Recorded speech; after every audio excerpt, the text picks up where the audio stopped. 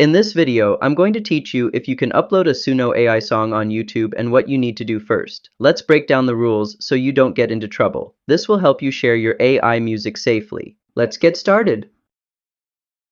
If your plan is the free plan, then you cannot upload any Suno AI songs to YouTube because the free plan does not include commercial rights. But if you want to upload or monetize your Suno songs, you need either the Pro plan, which is $8 per month, or the Premier plan, which is $24 per month. These paid plans allow you to use your Suno songs for YouTube, social media, or any other public and commercial use.